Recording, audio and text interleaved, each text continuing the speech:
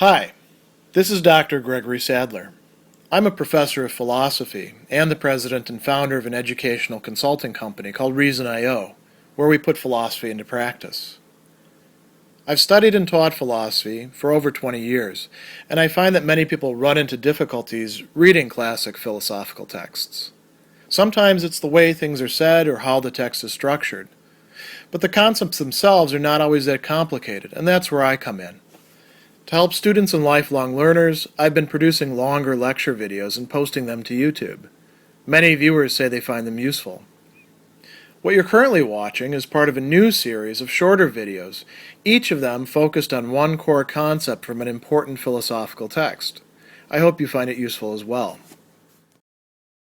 In the first chapters of Book 10 of his Confessions, St. Augustine is going to, for the very first time, lay his cards on the table. What is the point of engaging in all of these confessions to begin with? All these stories about his life, all these sort of inquiries into important topics having to do with everything from the divine and moral law to the human emotions and everything in between.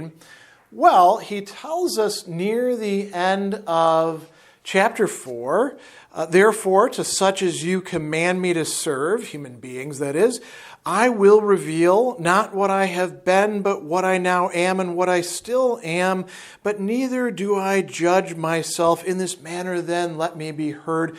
And that's sort of a summary. God, you're telling me that I should not just have this one-on-one with you, sort of narrating everything in the eyes and to the ears and before the mind of God, trying to figure myself out, but also to other human beings. And this is an important aspect of what he's doing.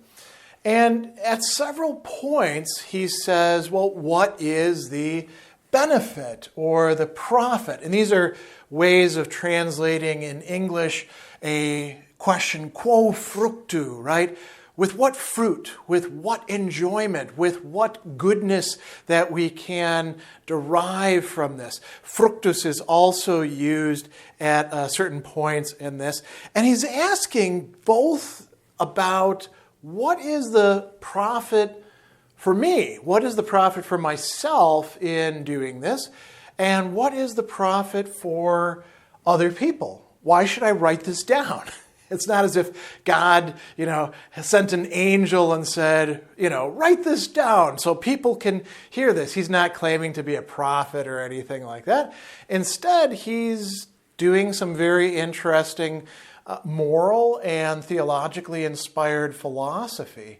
Now, in chapter 1, he gives us one of the reasons, and he says, this tells us what benefit I'm getting from this. He says, behold, you have loved truth, since he who does truth comes to the light. Now, this is a biblical verse, and we'll look at that in just a moment.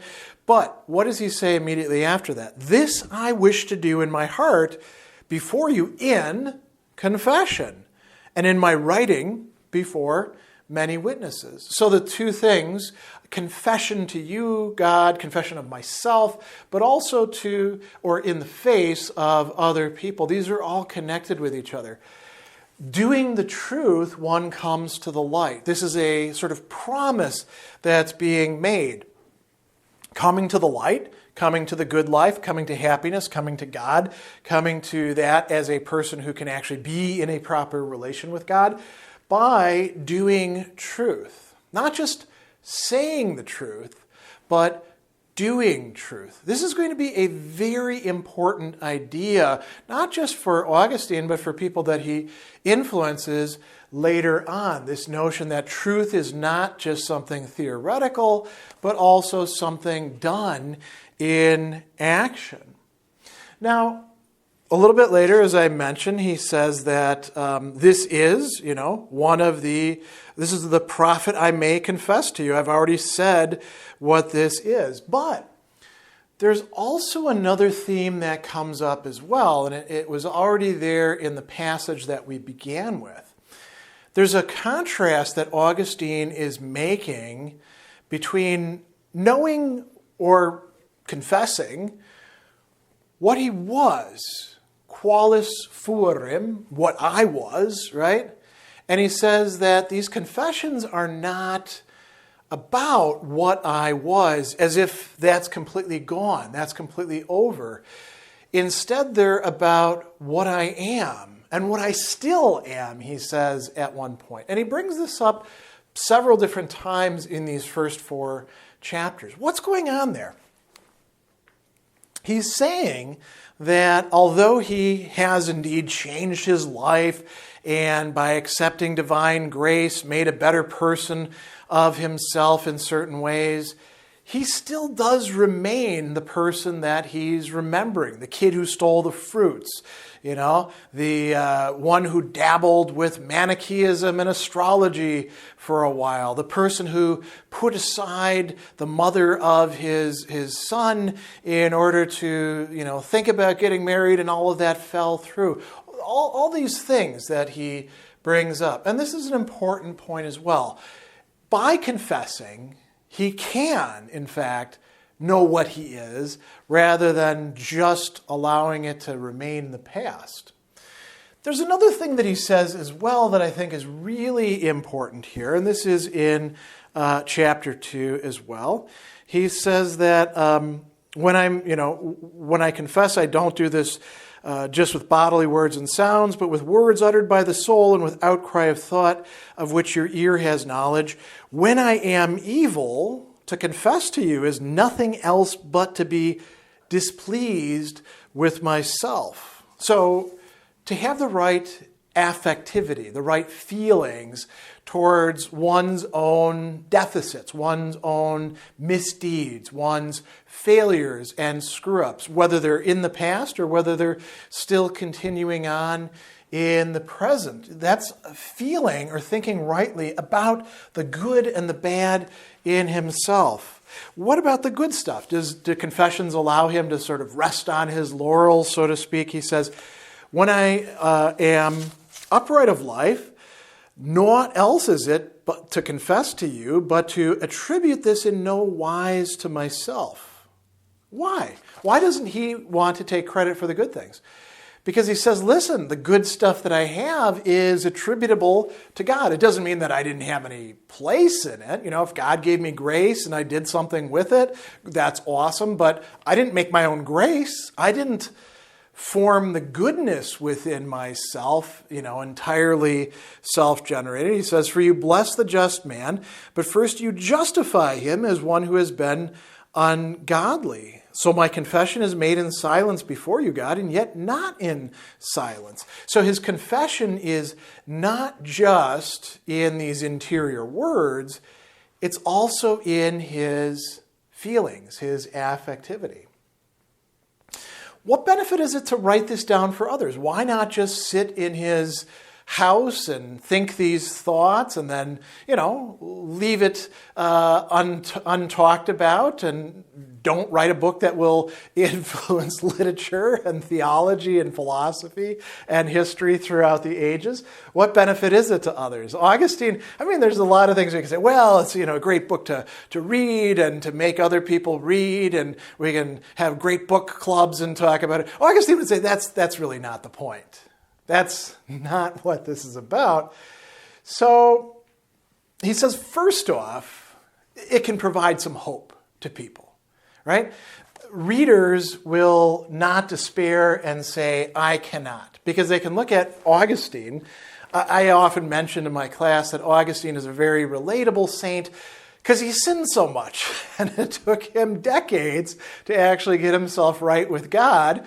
And I think that makes him, a little bit more relatable than some of these saints where we say butter wouldn't melt in somebody's mouth. They're so awesomely good that you can't really say, oh yeah, I can, I've been in a situation like that. No, Augustine says, listen, if I, the miserable thing that I am, can be made good, so can you. And so reading this, you can look at it and say, oh, well, there's hope. So there's hope of what he calls God's mercy that it extends, right?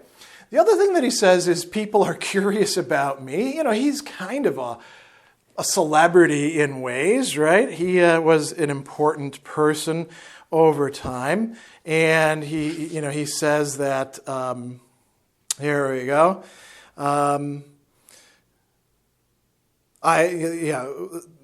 As to what I am now at this very time when I make this confession, many men wish to know about this, both those who have known me and others who have not known me. They've heard something from me or about me, but their ear is not placed to my heart where I am whatever I am, so they want to hear me confess what I am within myself, where they can extend neither their eye, nor ear, nor mind. This they desire as men ready to believe, otherwise how could they know it? And so he's saying, this isn't just curiosity, this isn't some prurient interest, this is wanting to know what's the deal with this guy. He clearly had a big change.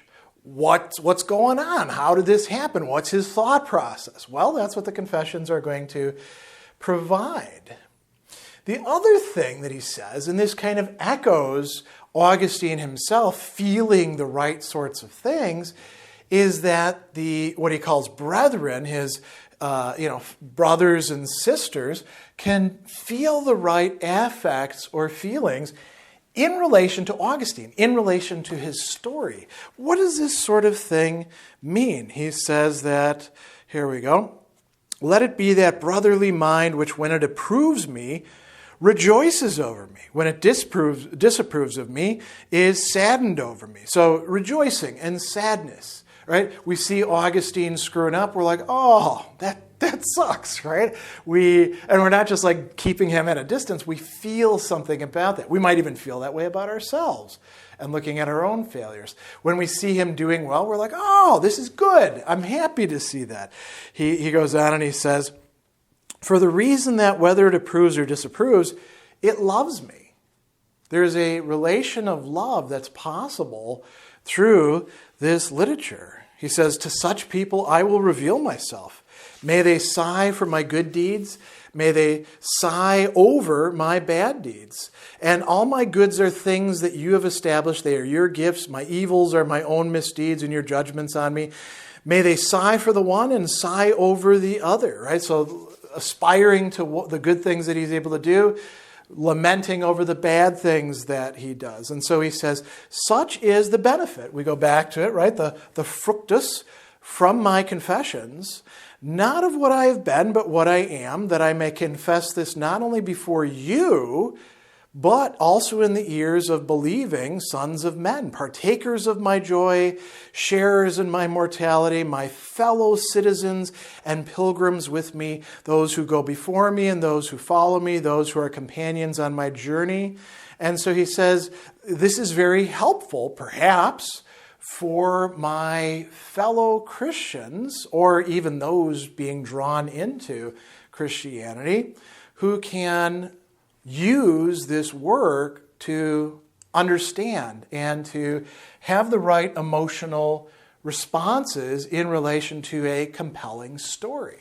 So that is what the Confessions are about. This is the project, and we're getting it revealed to us here in the 10th book.